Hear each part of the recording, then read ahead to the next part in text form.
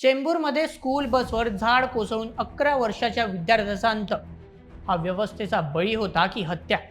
मित्रांनो, आजची बातमी वाचताना, सांगताना आणि ऐकताना तुमच्याही डोळ्यात पाणी येईल आणि त्यानंतर रक्तात संताप उसळेल. विचार करा, सकाळी डबा देऊन हसत खेळत ज्या पाखराला आई वडिलांनी शाळेत पाठवलं, ते लेकरू संध्याकाळी घरी परतलं ते थेट पांढऱ्या कपड्यात. मुंबईतल्या चेंबूरमध्ये काल जे घडलं तो केवळ एक अपघात नाही, तर या भ्रष्ट सिस्टीमने, इथल्या प्रशासनाने केलेली एका निष्पाप जीवाची हत्या आहे. होय, हत्याच. एका 11 वर्षाच्या चिमुरड्याचा, विहान श्रीवास्तवचा या व्यवस्थेने बळी घेतला आहे. आज आपण या दुर्घटनेचा सविस्तर आणि कठोर आढावा घेणार आहोत. याला जबाबदार कोण? मुंबई महानगरपालिका, शाळा प्रशासन की डोळ्यांवर पट्टी बांधून बसलेले सरकार? चला, सर्व काही जाणून घेऊया सविस्तर पद्धतीने आजच्या व्हिडिओमध्ये.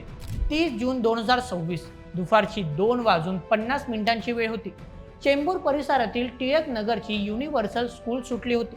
18 शाळेकरी मुलांना घेऊन एक स्कूल बस घराच्या दिशेने निघाली होती. मुले बसमध्ये मस्ती करत होती. कुणी खिडकीमधून बाहेर पाहत होतं, तर कुणी आईने दिलेला डब्बा संपला की नाही याची चर्चा करत होतं. अचानक काळजाचा ठोका चुकवणारा एक भयंकर मोठा आवाज झाला. रस्त्याच्या कडेला असलेलं एक महाकाय जुनं झाड थेट या स्कूल बसवर कोसळलं. झाड इतक्या वेगाने आणि ताकदीने कोसळलं की बसच्या वरच्या भागाचा अक्षरशः चुराडा झाला. बसमध्ये एकच किंकाळ्याचा आवाज घुमू लागला.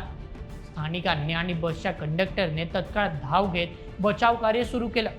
परंतु या दुर्घटनेत 11 वर्षाच्या निष्पाप विहान श्रीवास्तव गंभीर जखमी झाला.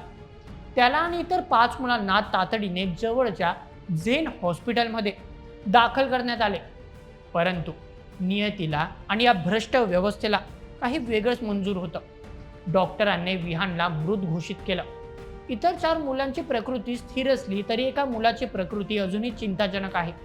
जेव्हा क्रेनच्या सहाय्याने ते झाड बाजूला काढण्यात आलं, तेव्हा बसची अवस्था पाहून उपस्थितींच्या डोळ्यातही पाणी आलं. परंतु हा अपघात होता का? नक्कीच नाही.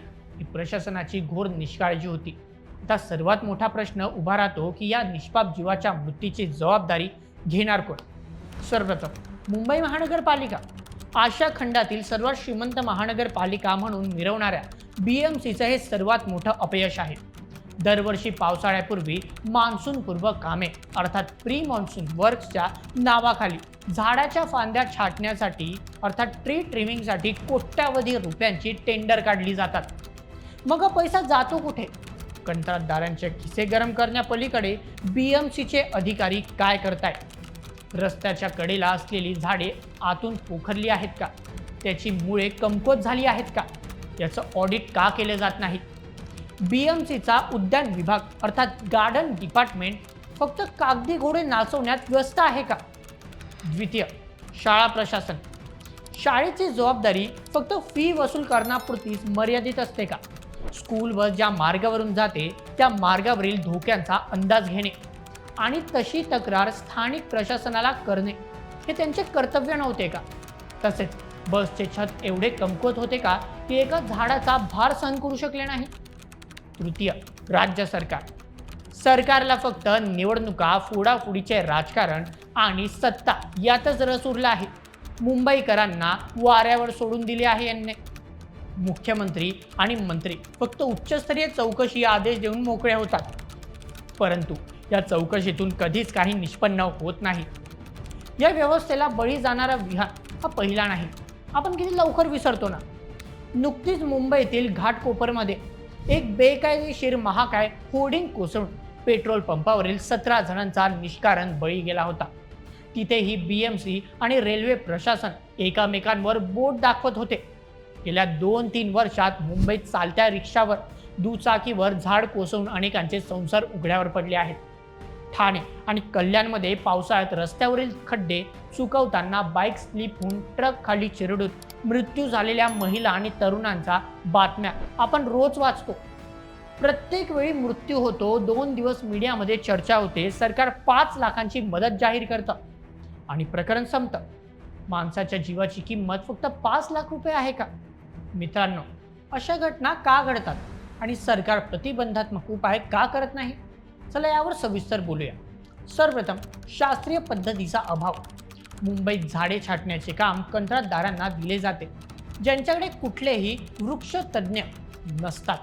झाडाचा समतोल न पाहता केवळ एकाच बाजूने फांद्या झाडल्या जातात, ज्यामुळे झाडाचा बार एका बाजूला झुकतो आणि वाऱ्याच्या एकाच झळकीने झाड मूळ सकट कोसळते. द्वितीय, कॉन्क्रिटीकरण. रस्ते आणि पदपथांचे अर्थात फुटपाथचे सुशोभीकरण करताना झाडांच्या मुळाभोवती सिमेंट आणि पेवर ब्लॉक टाकले जातात. यामुळे झाडांच्या मुळांना ऑक्सिजन आणि पाणी मिळत नाही. मुळे आतून कुचतात आणि झाड वरून हिरवेगार दिसत असले तरी आतून पोकळ झालेले असते. BMCला हे माहिती नाही का? नक्कीच माहिती आहे, परंतु कंत्राटदारांचे बिल पास करण्यात त्यांना जास्त रस आहे. तृतीय, भ्रष्टाचार आणि उत्तरदायित्वाचा अभाव. एखाद्या अधिकाऱ्याला किंवा नेत्याला आजवर अशा घटनांसाठी तुरुंगात टाकले आहे का? नाही. जोपर्यंत सदोष मनुष्यवधाचा गुन्हा यांच्यावर दाखल होत नाही, अर्थात BMC आयुक्त, वॉर्ड ऑफिसर आणि संबंधित कंत्राटदारांवर दाखल होत नाही, तोपर्यंत याचा वचक बसणार नाही. सरकार प्रतिबंधात्मक उपाय करत नाही, कारण यात त्यांनी कोणतेही राजकीय नुकसान होत नाही. सामान्य माणसाचा जीव गेला तरी त्यांची वोट बँक सुरक्षित असते. मित्रांनो, विहानच्या आई वडिलांवर आज जो प्रसंग ओढवला आहे तो उद्या तुमच्या माझ्या घरावर येऊ शकतो. आपण टॅक्स भरतो, प्रामाणिकपणे कर देतो, मग बदल्यात आपल्याला काय मिळतं? मृत्यूचे सापळे. आज एक 11 वर्षाचा मुलगा आपण गमावला आहे. त्याच्या स्वप्नांचा, त्याच्या भविष्याचा चुराडा त्या स्कूल बस सोबत झाला आहे. मित्रांनो, आता वेळ आली आहे की आपण फक्त हळहळ व्यक्त न करता या व्यवस्थेला जाब विचारला पाहिजे. BMCच्या ज्या अधिकाऱ्याच्या हद्दीत हे घडलंय त्यांना तात्काळ निलंबित करून त्यांच्यावर खुनाचा गुन्हा दाखल झालाच पाहिजे. जोपर्यंत अशा अधिकाऱ्यांना बेड्या ठोकल्या जात नाही तोपर्यंत हे मृत्यूचे तांडव मुंबईत सुरूच राहील. मुंबईत काय, अख्खं महाराष्ट्रात सुरू राहील. मित्रांनो, या संपूर्ण प्रकरणावर तुमचं काय मत आम्हाला कमेंट करून नक्की कळवा आणि अशाच व्हिडिओसाठी सबस्क्राईब करा बोल MH आपल्या यूट्यूब चॅनलला. धन्यवाद.